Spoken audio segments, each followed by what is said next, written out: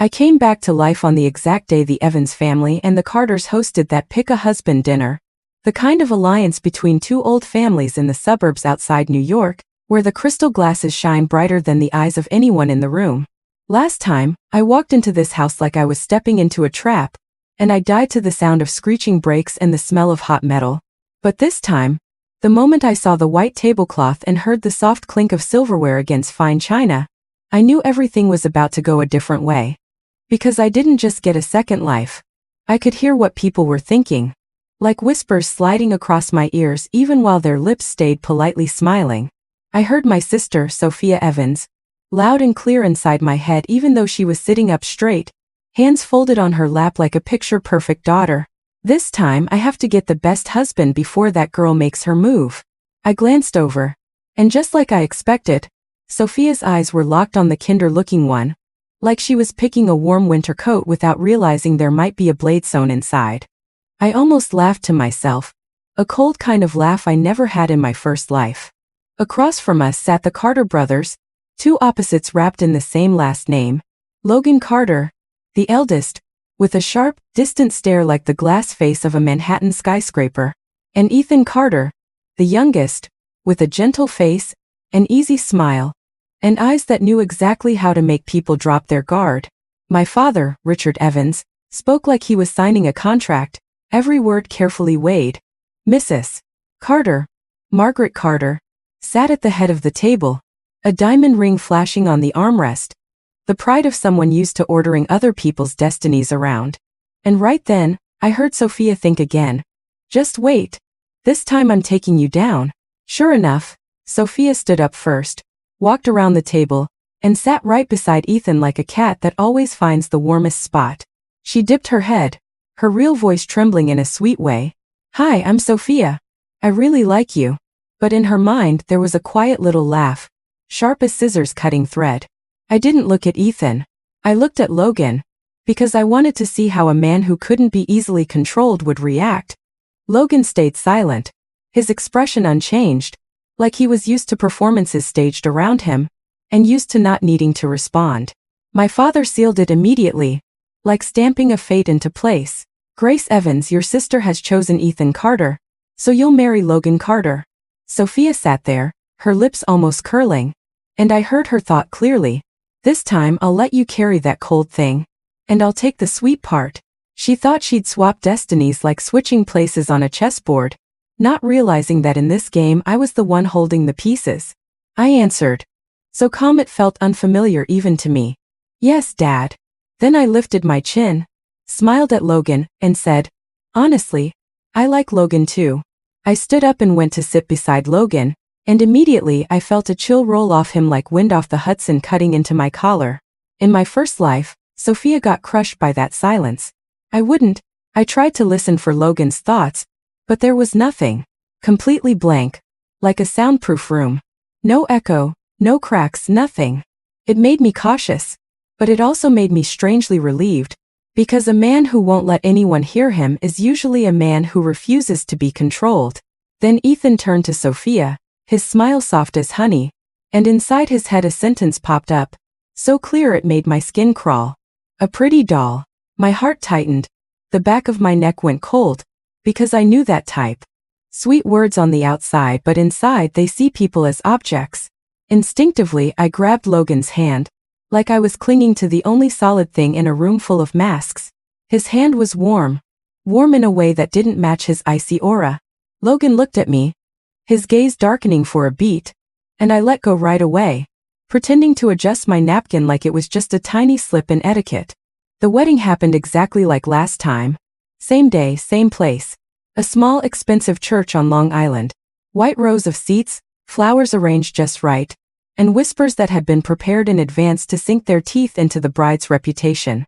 Logan didn't show up, just like history said he wouldn't, leaving me standing alone under the upper-class stare. Ethan arrived early in a white suit, lifting Sophia up like a prince. Sophia shot me a victorious look, her mouth sweet. Grace, where's Logan?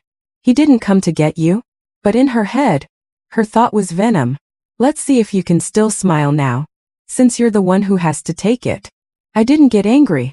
I didn't walk out. I didn't turn myself into a joke for them to gossip about like I did before. I just smiled.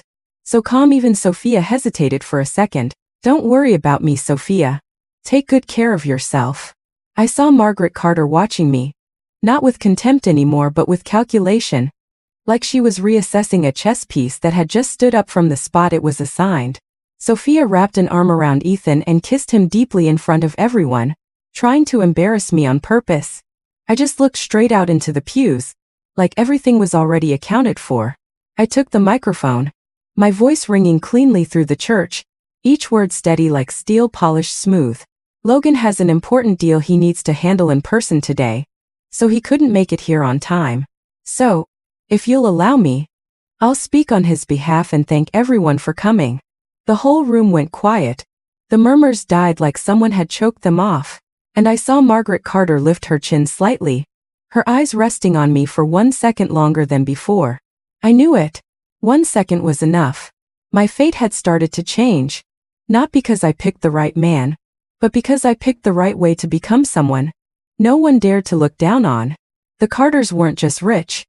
They were rich in the way that even a tiny scratch on their reputation could make the entire family call a closed-door meeting like a board of directors. In moments like this, a daughter-in-law doesn't have to be madly in love with her husband, but she absolutely has to know how to stand the right way, smile the right way, and catch the fall the right way. The second I put the microphone down, I felt Margaret's gaze slide over me like a knife measuring depth.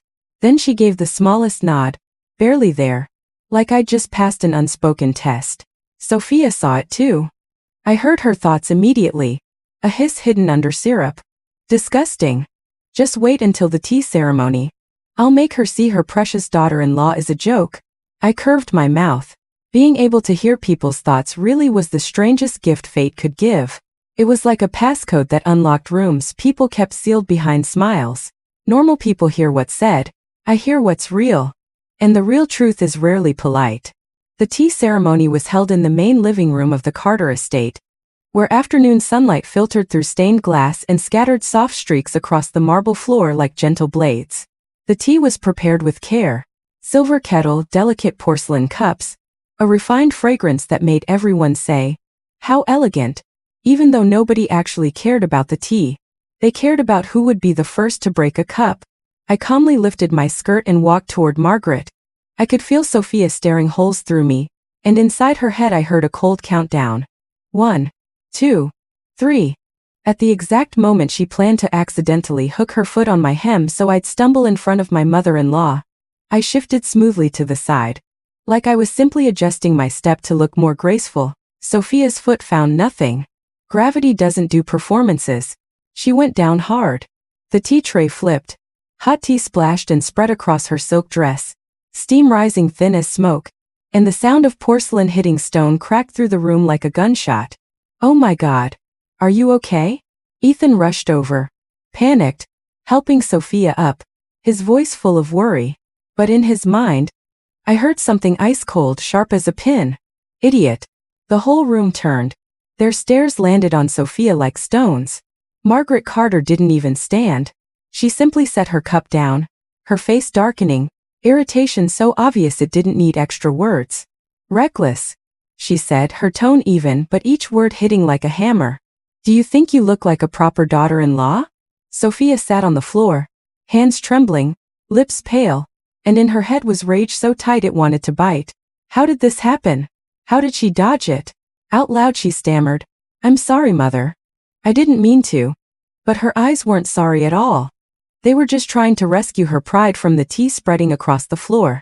If I were someone else, I might have felt bad. I didn't, because I knew exactly what she wanted. She didn't want peace. She wanted me to fall. And if she wanted me to fall, then I would let her keep slipping on her own schemes again and again until she learned this board wasn't easy anymore. The ceremony ended in a rushed, stiff kind of politeness. People smiled with frozen mouths. They offered congratulations while avoiding each other's eyes.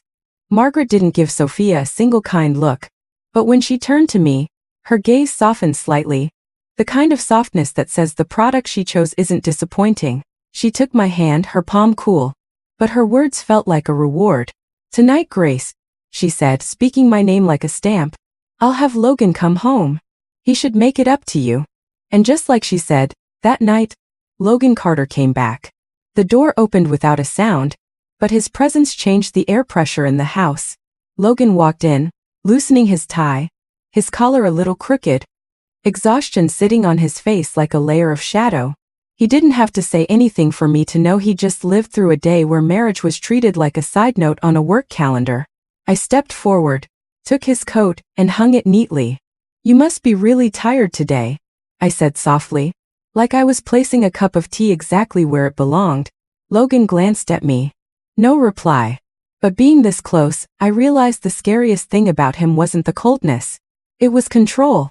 He didn't let emotions spill out. He kept them the way you keep a knife tucked in a pocket.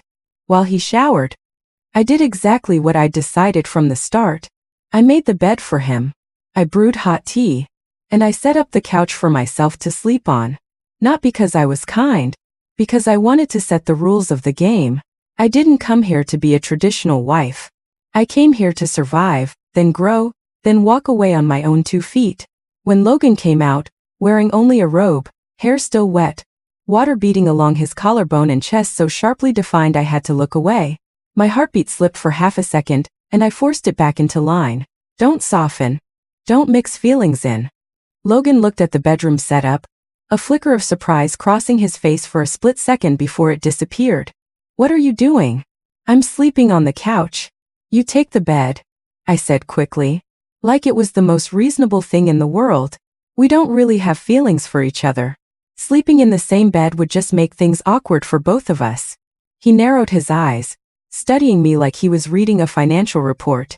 Grace, are you trying to play hard to get? I took a breath. I'm trying to be realistic. I lifted my chin and met his gaze. At its core, our marriage is a deal.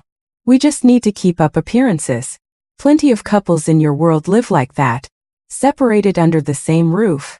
Put on the right show in public. Stay quiet at the right moments. Logan let out a faint, dry laugh soft as a nick on glass. You're smart. That works for you, I said. I wasn't confident about winning a man's heart. I didn't need to be. I needed time. I needed space. I needed a foothold so I could stand on my own. And more than anything, I had no intention of provoking a man who, in my last life, had turned Sophia into a long-lasting bruise. I still didn't fully understand why he'd done it, but I wasn't stupid enough to test it again with my own body. Peace was the best choice. To protect the family image in front of the media and both clans, I suggested Logan post a hand-holding photo on social media with a simple caption, "Just married." He did it. No extra emotion. No emojis. Like it was a press release. I scrolled through his profile and it was strangely empty. No casual photos, no braggy friends, no traces. A cold, clean, sealed world. Like a boardroom on the top floor. That night, Logan took the bed. I took the couch. He wasn't gallant, but he didn't force anything either. For me, that already counted as a rare kind of safety in this house. The next morning, I woke up to music and steady breathing. Logan was doing push-ups on the rug, each rep sharp and controlled, strong with no wasted motion. When he stood, his abs were cut clean, his calves tight as cable, the total opposite of the fragile image people like to pin on cold men. People say cold men are weak. His body disproved that without a single word. I looked a second too long. Don't stare. Logan straightened up, grabbed his shirt, and pulled it on, his tone as casual as a meeting reminder. I don't care what you think. Then he threw one last line at me, calm but loaded. Get ready. We're going to breakfast. I got it. He wasn't inviting me. He was managing optics. He wanted people to see us together. Just married. Happy couple. Nobody gets to dig any deeper. I nodded. Okay. We stepped outside. The morning air cut sharp against my skin. The second my foot hit the front steps, I saw Sophia and Ethan walking up from the driveway, holding hands, looking like the winning couple. Sophia wore an off-the-shoulder dress, her collarbones and pale shoulders on display. And when she leaned in, I caught the red marks on her skin, loud and deliberate, like ownership stamped in lipstick. She did it on purpose. She wanted me to see. She wanted it to sting. Sophia looked me up and down, eyes bright with pride, like she was parading a trophy in front of the loser. And in her head, a thought popped up, sweet and poisonous at the same time. Now let's see who's really happy. But the second I stepped through the front door, I spotted what didn't fit. Sophia was suddenly covered up to the point of looking out of place. Long sleeves pulled down to her wrists, a high neckline hiding almost all her collarbone. Her makeup was heavier than usual, but it couldn't hide the tightness in her face. I didn't need to stare to know. She'd been hit last night, and she was trying to hide the bruises under expensive fabric. Her voice hit my head before her lips even curved. Serves you right. Today I'm gonna make you look stupid. Then out loud she smiled sugar-sweet and asked, Grace, how was your wedding night? She dragged it out, pressing the words like salt into an imaginary wound. I just looked at her, calm enough that she hesitated for half a beat. I wore a cream cashmere blouse, long sleeves, a high neck, polished in exactly the way Margaret Carter liked. I knew what that woman hated, and I knew Sophia was confident in the wrong direction. I didn't point it out. I let her walk to the edge on her own heels. I smiled. Sophia, in the Carter family you should call me your sister-in-law, not just say my name like that. Her face darkened. In her head, a curse flared hot and nasty, but her mouth forced the smile to stay. Teeth clenched hard enough her lips trembled. Even Logan's never called you that. Who are you to make me say it? Then she turned to Logan, clinging to him like a verdict. Logan, say something. The air around Logan dropped colder, like the temperature got yanked down in a second. He didn't look at Sophia for long, just flicked his eyes over her like she was an error in a report. But I heard Ethan's thoughts, sharp like thorns under velvet. You stupid bitch. Tonight I'm gonna teach you a lesson you won't forget. Ethan hurried to tug Sophia's hand, signaling her to stop. But Sophia didn't understand the danger of stepping on the Carter family's unwritten rules. She stayed planted, still trying to win in front of everyone. Like the title sister-in-law was an insult she couldn't swallow. Logan finally spoke, his voice so calm it was scary. Ethan. Just 2 words. And Ethan's back snapped straight like an employee who'd just been called out in front of the board. What's the first rule in the Carter family? Logan asked next. No raised voice, no anger. No need to threaten. Ethan lowered his head immediately. No one is allowed to disrespect the heir and his wife. Then handle it, Logan said, short and cold. Sophia didn't even have time to understand what was happening before Ethan turned and slapped her hard across the face. The sound cracked through the morning air, sharp enough to drag all her pride down to the ground. Sophia froze, eyes turning red from humiliation more than pain. Ethan's jaw was tight, but he still had to play the obedient husband in front of Logan. Say it properly, he ordered, his voice hissing through his teeth. Greet my brother and your sister-in-law. Sophia stared at Logan, hatred burning in her eyes, but she didn't dare fight back. She muttered like she was swallowing blood. Good morning, brother. Good morning, sister-in-law. The second she said it, Ethan yanked her away fast, like he was dragging off a possession that had embarrassed him. I watched them go and felt no pity at all. In my last life, I memorized the Carter rulebook just to survive. I bowed. I swallowed things. I stayed quiet so I wouldn't get crushed. Sophia thought switching seats on the board meant switching fate. She forgot some rules never change. The person who understands them first is the one who wins. In the dining room, Sophia was already paying for her stupidity. She sat slightly turned, face pale, arms drawn in like she was afraid someone might touch her. I caught Ethan putting a hand on her arm, looking like comfort, but he was actually gripping hard, fingertips digging in like pins. And in his head, the curses poured out filthy and casual as breathing. Useless. You made me look bad in front of Logan. You deserve it. Margaret Carter walked in. We all stood. She leaned on her cane, moving slowly, but her authority filled the room. She looked over each of us like she was inventorying assets, and then her gaze landed on Sophia. Sophia still hadn't changed. Same off-the-shoulder dress, same heavy makeup, still trying to be the center of attention. I felt Margaret's displeasure flare in her eyes like fire under ash. Sophia forced a smile, trying to turn the mistake into love. Mom, Ethan told me to wear this. He said he likes me like this. That was all it took. Margaret's face went dark. She didn't need more. Her hand lifted.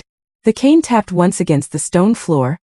And then she snapped the thin leather strap hanging by her chair across Sophia's back. Not cruel enough to maim. Just enough to humiliate and make it stick. Shameless, Margaret said. Each word like an order. What you do in private is your business. But don't bring it to my breakfast table. And don't you ever dress like that in this house again. You're disgracing the Carter family. Sophia bit her lip, eyes glassy, sweat beading at her hairline. I'm sorry, Mother. Ethan jumped in immediately, head bowed like a good son. Mother, it's my fault. I forgot to remind her. But in his mind, I heard the vicious little laugh clearly. Perfect. Even better if she gets hit. I love watching her get put in her place. Margaret didn't scold anymore. She sat and motioned for us to eat.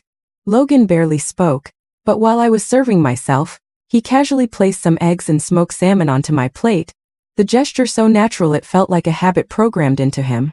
I murmured, "Thank you," and I saw Sophia staring at me, like she wanted to tear me apart, because in front of Margaret she'd just been crushed, and I was getting the exact kind of favor she craved.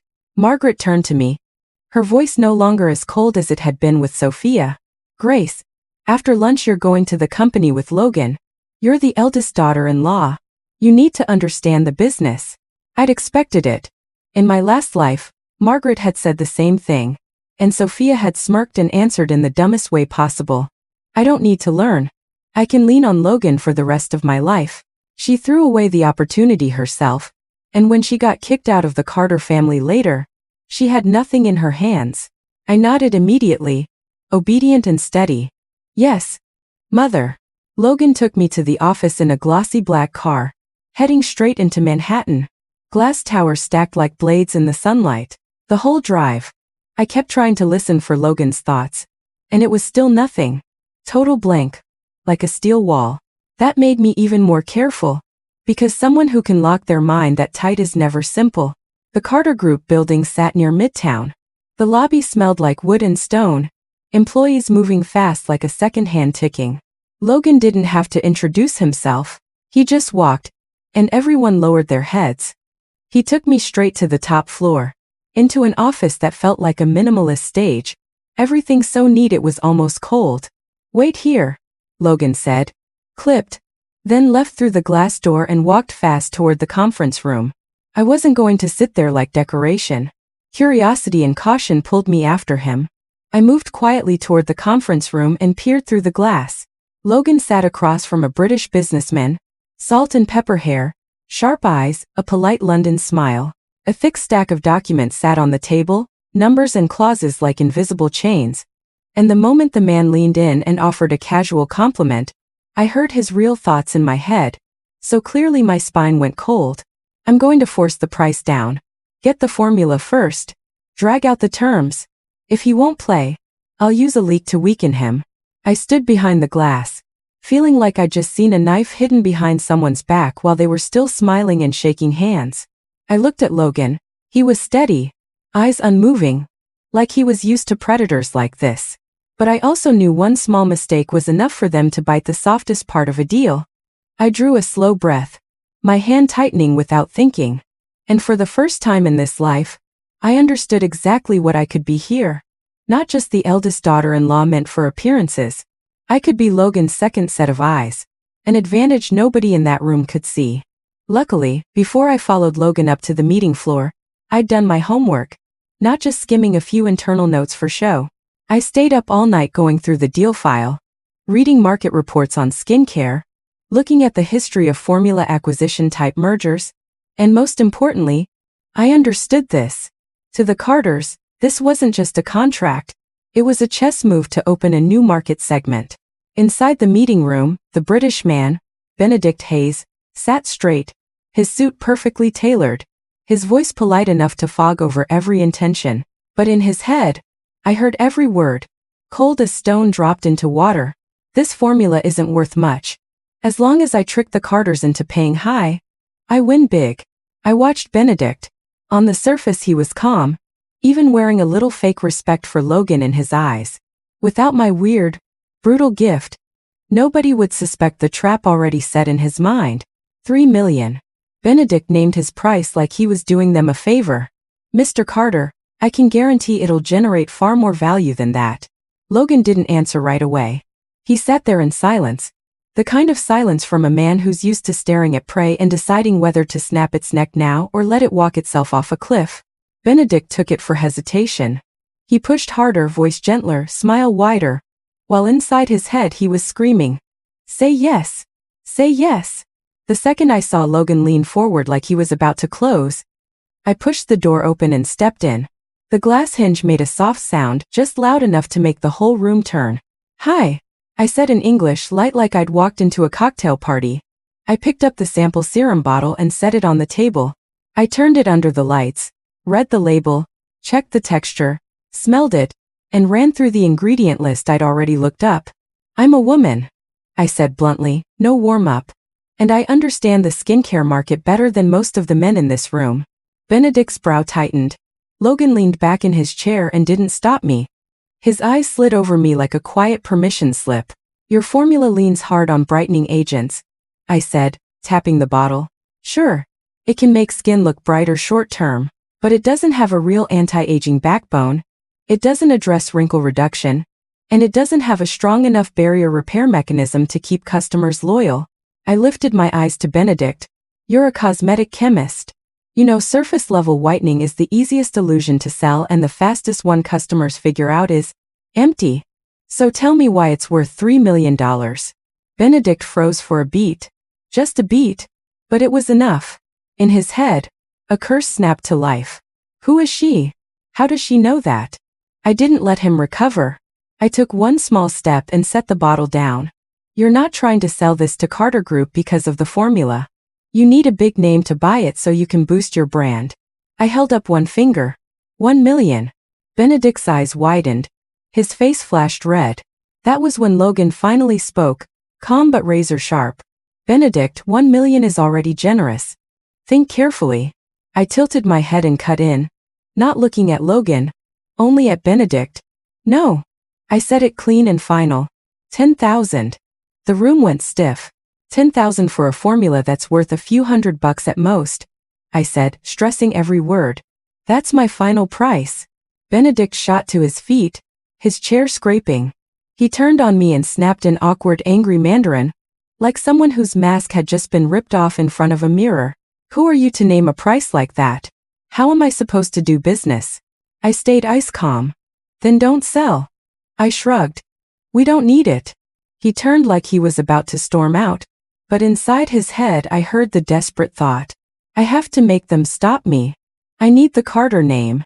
And right then Logan spoke, not loud but firm enough to shut every exit. $1 million, he said. "Sign right now." I jerked my head toward him. Logan kept his eyes on Benedict. "And I want you to apologize to my wife." Benedict stopped mid-step like someone yanked a wire. His eyes lit up with relief more than happiness, and he spun back, forcing a smile like a man who'd just escaped drowning. "Mrs. Carter, I apologize. I didn't realize." Logan cut him off with a cold nod. "Sign the contract." They went into the next room to sign. I stayed behind, my thoughts spinning. A formula worth a few $100. So why pay $1 million? I followed Logan out to the lounge area with the coffee machine and floor-to-ceiling windows looking down at the city like a moving map. "I don't get it," I asked straight up.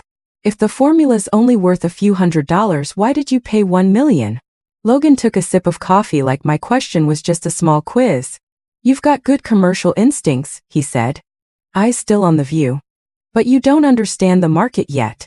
Benedict's formula has no real value," Logan continued. "I knew that from the start." I frowned.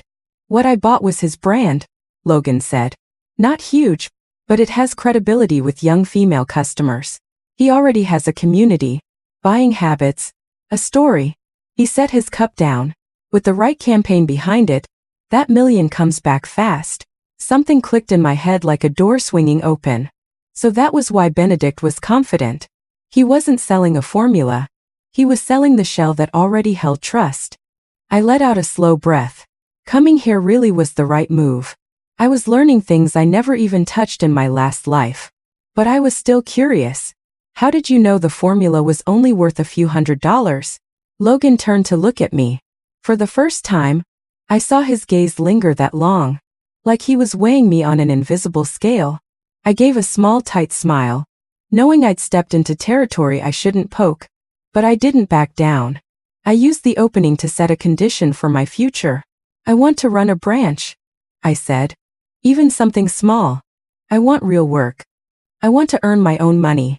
I don't want to depend on anyone. Logan's mouth tugged like he was amused, but his eyes weren't. You're ambitious. He leaned in and lowered his voice. You're not planning to make a little money and disappear, are you? My spine went cold, like he'd brushed right over a secret I hadn't buried deep enough. I'd never seen anyone read people that fast, when I still had to rely on hearing thoughts. Damn it. Of course not. I laughed, trying to keep it light. I just want something to do. Logan watched me for another beat, then nodded. Fine. But he made it clear. You learn from me first. When I think you're solid, I'll hand you work. From then on, I went to the office with Logan every day. I learned how to read contracts, how to negotiate, how to stand in a meeting room without letting anyone see I was shaking. I learned smaller things too. How to smile politely without giving away weakness. How to stay quiet long enough for someone else to expose themselves. How to say something that sounds like a concession but is really a lock. Then one day, out of nowhere, Logan invited me to dinner. Not somewhere casual. He booked a table at one of the most famous fine dining spots in Midtown, where the warm lighting makes everyone look like they're living inside an expensive painting. The second I walked in, I saw Sophia and Ethan. Sophia was cutting Ethan's steak, the movement like she was trying to prove she was a perfect wife. But the moment she saw me and Logan, she set the knife and fork down, eyes flicking with alarm. Grace. She corrected herself fast, voice stiff. Brother. Sister-in-law. You two are here for dinner too? In her head. Panic. Oh my God, why now? I can't embarrass myself. I smiled, gentle on purpose, but sharp enough to slice. Yeah. Then I added like a velvet-wrapped knife. Logan and I came to dinner together. I looped my arm through Logan's. Not because of feelings, because of the stage. And I was learning the game fast. Ethan stepped closer and bowed his head. Brother.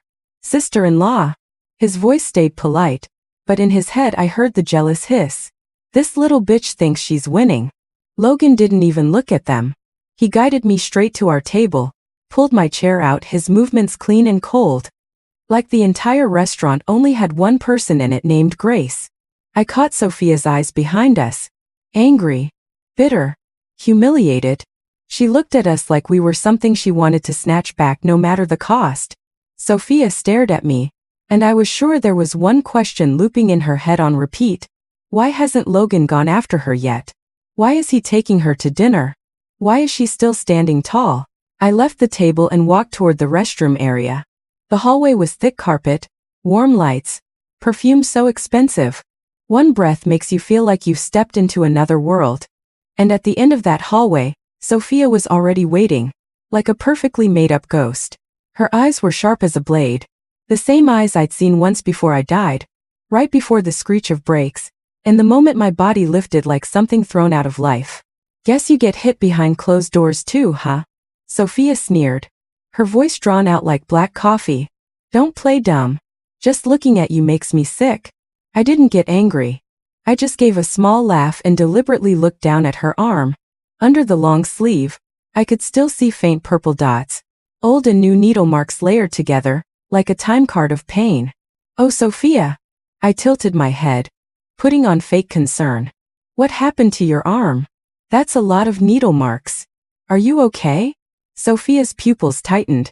She flinched on instinct, yanking her sleeve down to cover it, then glared at me like she wanted to swallow me whole. None of your business, she hissed. It's just a little fun between me and Ethan. And right after that, she tried to stand herself back up on pride that had already been snapped. Sophia leaned closer, voice sweet as honey, but her eyes were mud. You don't get it, she said. Logan still hasn't touched you, has he? Not like Ethan. He wants me all night. I'm exhausted. I watched her for a moment, not because I believed her, but because I was curious. Someone scared enough to hide needle marks, still trying to wear a victory crown. How long could she keep acting? I smiled my brightest smile. The kind that makes people unsure if I'm blessing them or cursing them. That's wonderful, I said. Wishing you two a lifetime of happiness. I turned to walk away. And true to who Sophia was, she couldn't stand how calm I stayed. She lunged and grabbed a fistful of my hair, yanking my head back hard. Are you mocking me? Sophia snarled, her voice cracking with rage. Pain spiked across my scalp. But what chilled me more was the familiarity. She was unhinged. Still unhinged, just like last time. I lifted my hand to pry her off. But before I could do anything, a figure appeared at the end of the hallway like he'd been pulled out of the dark. Logan. He didn't ask questions. He didn't warn. He didn't hesitate. One clean, brutal move. He kicked Sophia away. Her body slammed into the carpet. Her breath knocked out like someone had squeezed her throat. Disrespecting your sister-in-law, Logan said. Voice cold as steel. He stood over her, looking down like she was a system error. Do you know what the punishment is? I remembered instantly. The basement. In my last life, Sophia had gotten me locked down there. Dark, damp, the stink of mildew, the scratchy sound of something crawling past my ankles. One time was enough for nightmares to last a lifetime. Sophia remembered too. Her face went paper white. Brother. I didn't mean it. Her voice shook. Please. Don't. But Logan was never soft. Once he decided, he moved like he was signing something that couldn't be amended. He tilted his head and looked toward Ethan, who was standing a few steps away. Take her, Logan said. In Ethan's mind I heard the ugly satisfied hiss. Good. Hope she dies down there so she stops being a problem. Ethan still had to wear his mask. He lowered his head, hauled Sophia up, his grip so tight I saw her shoulder flinch. Then they disappeared down the hall, like two snakes sliding into a familiar hole. Logan turned to me. His eyes swept over my hair, my temple, like he was checking a valuable thing someone had dirtied. You okay? I'm fine. I pushed his hand away on reflex. She just pulled my hair a little. I fixed my hair, straightened my collar, kept my voice flat. But one question still slipped out because I didn't understand. Why were you there? Logan's eyes locked onto mine. Black, deep, sealed like a room with no doors. You were gone a while, he said. I figured you'd started something with her again. I couldn't tell him the truth. I couldn't say Sophia had come back too. And she was aiming at me like I was a target she had to erase. I chose the simplest reason. The kind men misunderstand the fastest. Because Sophia bragged that she and Ethan are really happy, I said slowly. She said they're intimate every night. Then she mocked me, said you don't even bother touching me. So we argued. I saw Logan's eyes darken for a beat. Not an explosion of anger, but something colder sinking down, like a lake freezing over. So what are you implying? He asked, voice steady. I jolted and waved my hands immediately. No, that's not it. I'm just explaining why we argued. Logan stared at me long enough that I felt like I was under a spotlight. Then he asked something that made me freeze. Grace, he said my name slowly. Have you ever thought about doing that with me? Of course not. I shot back without thinking. You already said it. Our marriage is just an agreement. You need a stable life, I do too. That's it. I nodded firmly, like I was stamping the rules into place. Logan didn't say anything else. He held my gaze for one more second, then turned away. The door shut hard, and he walked out fast. Like staying one more second would make him do something irrational. I didn't understand what I'd said that bothered him, but I didn't try to figure it out either. I had my plan, and I wasn't going to let some blurry emotion pull me off it. The next day, Logan didn't take me to headquarters anymore. He sent me to a branch office in Jersey and gave me authority over a small segment. It wasn't random kindness. It was a test. I worked like a machine programmed by ambition. I latched onto every project, every report, every meeting. I learned how to say no without making enemies. How to push a price down and still have people thank me. How to spot who was telling the truth and who was hiding a blade behind a smile. My first month's profit beat target. The second month, I brought in a major contract with a distribution chain. The third month, I cut costs and boosted margins. Margaret Carter started paying attention. She didn't praise me directly, but she approved a cash bonus based on performance, wired straight into my personal account. A quiet privilege, a wordless stamp of approval. And right when I was riding that high of independence, Sophia was let out of the basement. I got back to the main house on Long Island after work and found her standing in the foyer. She'd lost weight, her features sharper now, but her makeup was flawless. Her dress was modest, exactly Margaret's style. Hair in a neat bun. A smile so sweet you'd never guess she'd been kicked to the ground. She clung to Ethan as she walked toward me, like she was holding onto her own life raft. "Sister-in-law," Sophia said. "Polite enough to make your skin crawl. I asked Mother for permission. I want to learn the business from you. I want to help you carry the load." But in her head, the voice was different, cold and clear like steel hitting stone. "Soon. I'm going to make you and Logan die together." My heart clenched, because in that instant, a puzzle piece clicked into place. Logan's death in my last life. Sudden. Poisoned. And the one who benefited most was Ethan. I looked at Ethan. He was smiling politely, but inside his head was restless impatience. "Hand this little bitch to her. Hurry up. Wrap it up already." I kept my smile from slipping. I didn't let even a flicker of fear show, even though inside me a full war map was already unfolding. "That's great," I said gently. "You can start tomorrow." I said yes on purpose, because I needed to know their plan. I needed to see the knife so I'd know where to break it. Sure enough, the second Sophia heard me agree, her mind cracked with manic laughter. "Idiot. Just wait. I'm going to kill both of you and finally be free." I looked at her and almost found it funny in the coldest way. She'd been locked underground for days and still thought she was sharp, still thought she was the smart one.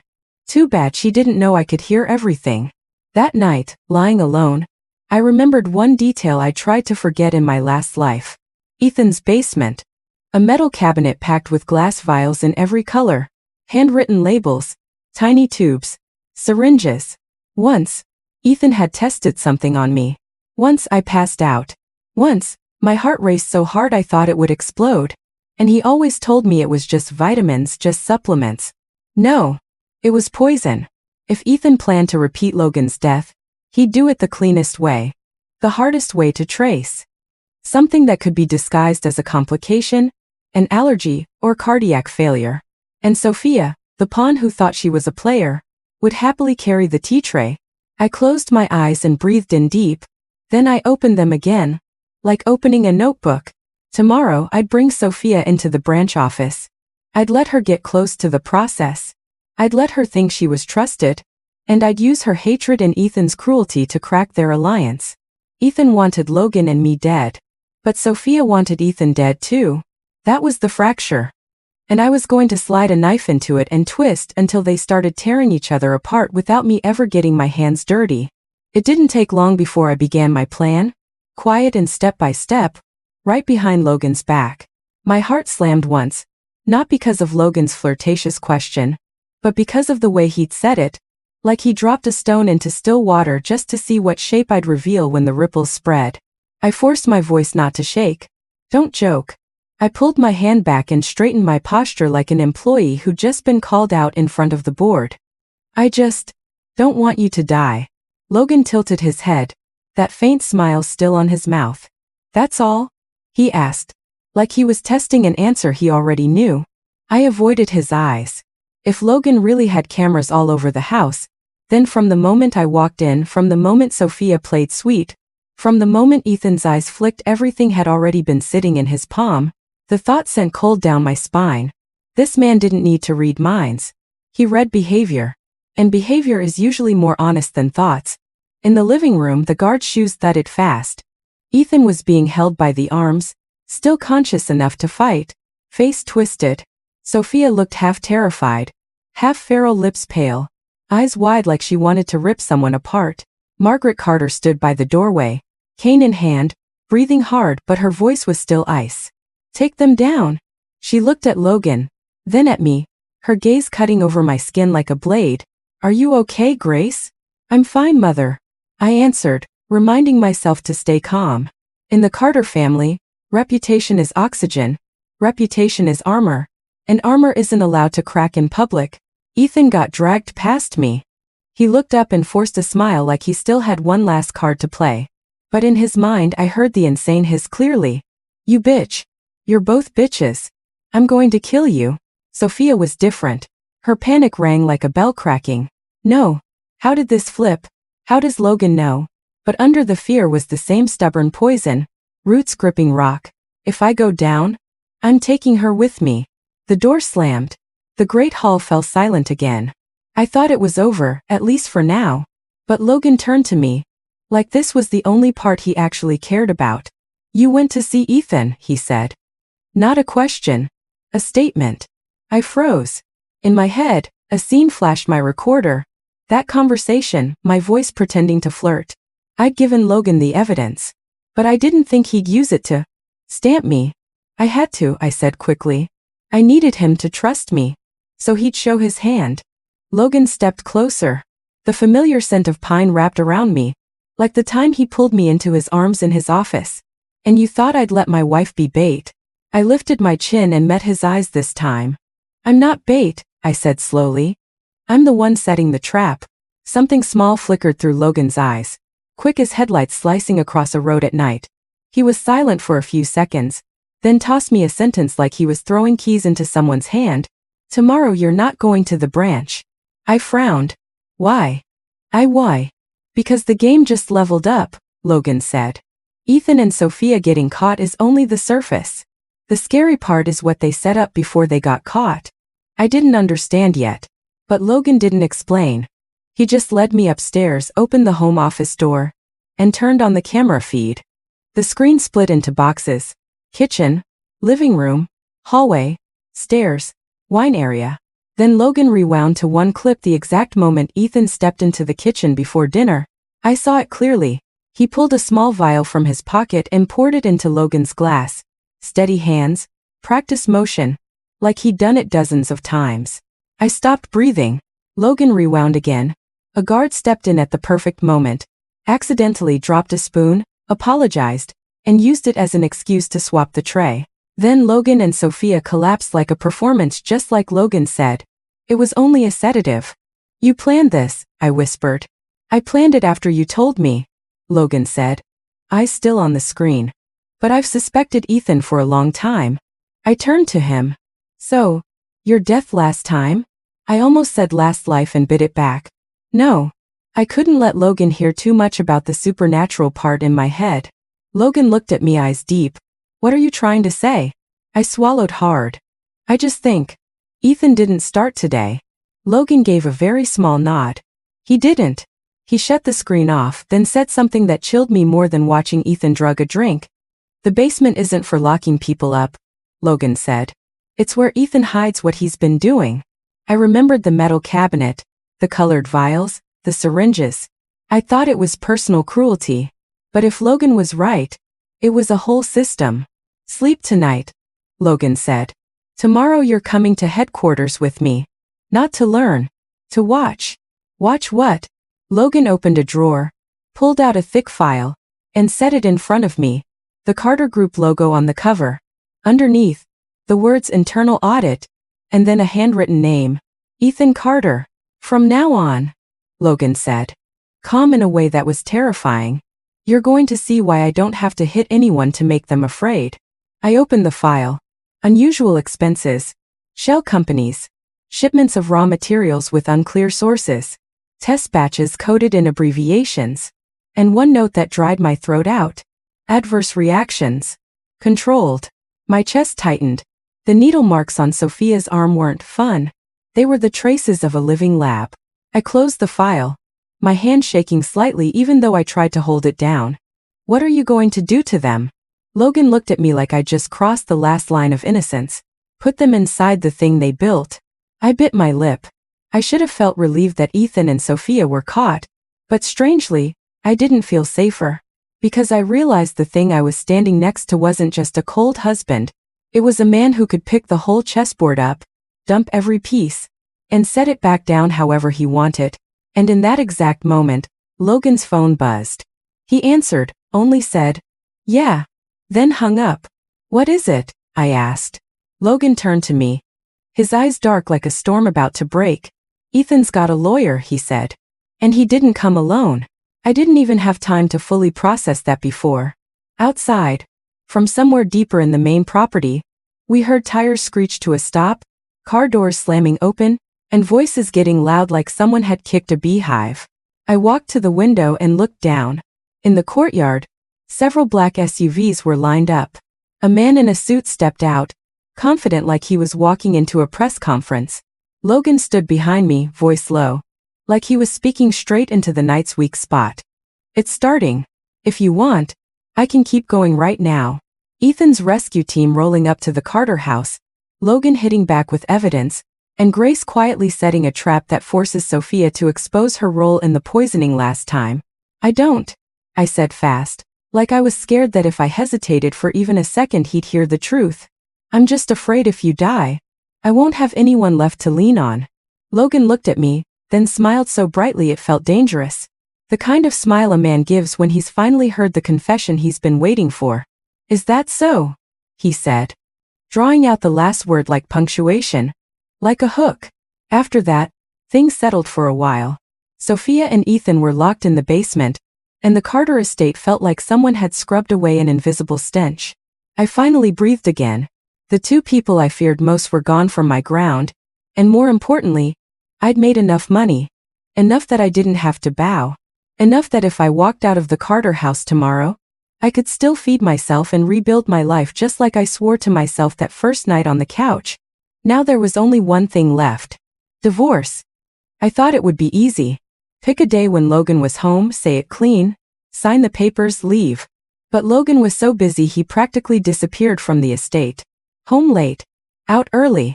Some days all he left behind was the faint trail of pine and wood cologne drifting through the hallway, like proof he'd existed at all.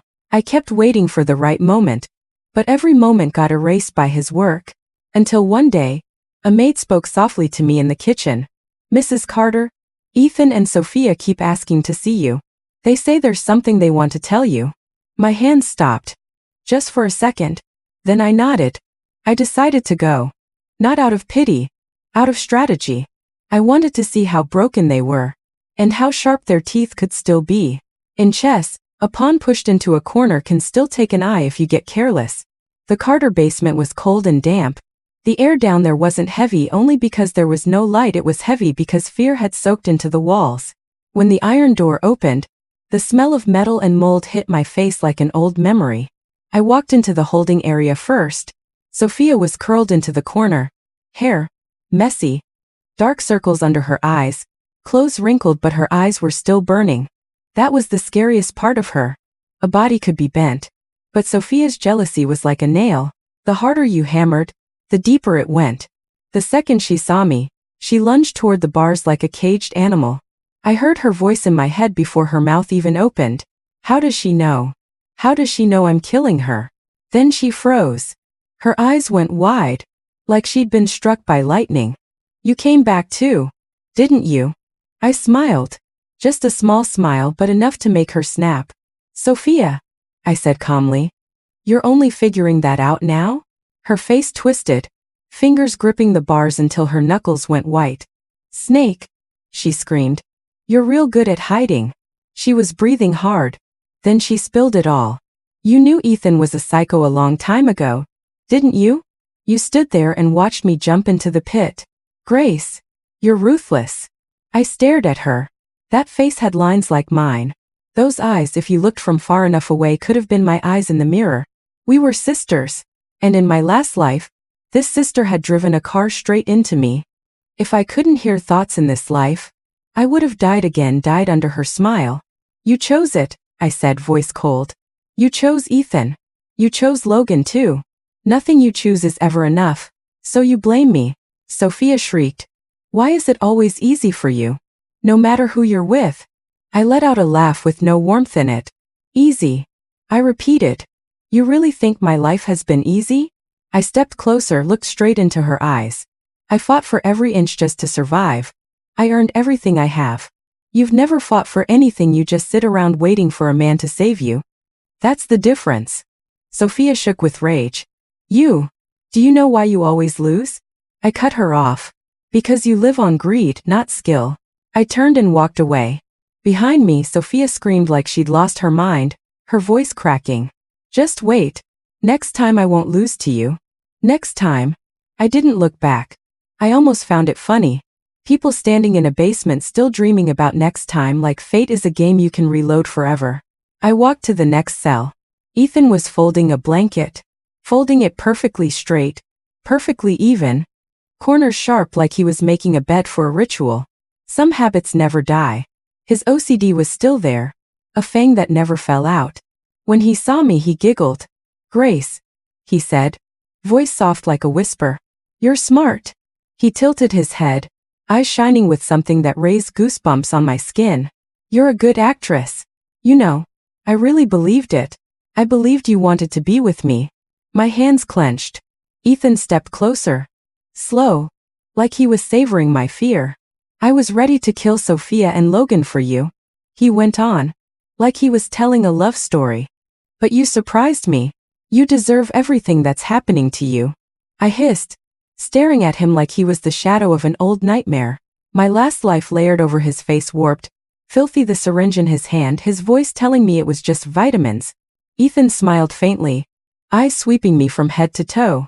And inside his head, a thought leaked out like poison seeping from a bottle. If I wasn't locked down here, I'd keep you. I'd inject you with something that would make you crave it until you went insane. I couldn't listen anymore. I stepped back, heart pounding. "You're going to rot down here," I said hoarsely. "In the hell you built for yourself." I turned and left. Even after I got out of the basement, my breathing was still unsteady. The disgust clung to my skin like dust I couldn't shake off. But at least in this life, I'd gotten away from him. That night, Logan came home late. The bedroom door opened. He walked in with a perfect drunk act, shoulders tilted, steps a little unsteady. He lurched forward like he'd lost balance. And before I could move, he collided with me. We both went down. The thick carpet swallowed the sound. But it didn't swallow my heartbeat as it sped up. "You're drunk," I muttered, pushing at him. "I'll make you some sobering tea." But Logan didn't move. Instead of getting up, he lifted a hand and started undoing his shirt buttons one by one. His eyes stayed locked on mine. Sharp, clear, possessive. I went still for a second. He wasn't drunk. "Logan." My voice hardened like I was building a wall in front of myself. "Think this through. We're partners, that's all." I looked him dead in the eye. Each word like a nail. "You don't get to touch me." Logan's hand shot up and covered my mouth. So fast I only had time for a short breath. His breath was hot against my ear. Voice low and rough like it dropped straight onto my skin. "No matter what," he whispered. "You're my wife." I fought hard, shoved his shoulder, forced myself upright. "No." My voice shook, but my will didn't. "I want a divorce. You're not allowed to touch me." The room fell into silence. Not normal silence, power cut silence. Everything froze. Even the air didn't dare move. Logan's face darkened. He slowly let go. Like he was releasing something that had been solid in his hand and suddenly turned into broken glass. His eyes weren't teasing anymore. Not testing anymore. It looked like a crack spreading across cold stone. "I knew it," Logan murmured. So low it was almost to himself. "I knew you were going to leave me." It wasn't anger. It sounded like someone who'd already lost a battle he'd never admitted he was fighting. "Grace," he said my name slowly. "You're cruel." I frowned. "What are you talking about?" Logan's dark eyes pinned me. No softness. No dodge like he was interrogating me. But he was the one bleeding. "Do you remember Chase?" That name yanked me backward. Like someone pulled a wire tied around my heart. I saw an elementary school yard in New Jersey. Rows of red maples. A basketball court with peeling white lines. And a boy with long hair who always wore a mask and a hat. Quiet as a shadow. Other kids swarmed him, mocking him. Calling him a girl, a freak, yanking his hair, ripping his mask off. And me, stubborn, fearless. Stepping in front of him like it was the most natural thing in the world. "Don't be so scared," I remembered saying, dragging him behind the school. "If you want peace, you have to learn how to protect yourself." He kept his head down for a long time, then slowly pulled his mask off. "Thank you," he said, voice so soft the wind could have carried it away. "I keep my hair long, because I want to donate it to my aunt. She has cancer. That was the first time I saw his face. And in that moment, my heart forgot how to beat normally. He was beautiful in a way that could make even a kid freeze, not understanding why their chest suddenly hurt. My name is Chase, he said. From that day on, I stood beside him, protected him every day like it was routine. Then his aunt died. His family moved away. And Chase vanished from my life like a page torn out of a notebook. Logan's voice pulled me back into the room, where the thick carpet still held the imprint of our fall. I looked for you for years, Logan said, voice low and slow, like he was finally telling a truth he'd kept buried too long. Until the day I realized I could hear your thoughts. I went still. Logan let out a small laugh, bitter enough it tasted like blood. I didn't recognize you right away, because I could only hear your thoughts. No photos, no visual memory. He looked at me, his eyes darkening. I kept my distance, because I was waiting for you to recognize me first. I wanted to know if you still remembered me. My throat went dry. My mind ran wild. So Logan's blank wall wasn't because he had no thoughts. It was because he had the same ability I did and he'd been hiding it. His voice dropped, like even saying this hurt.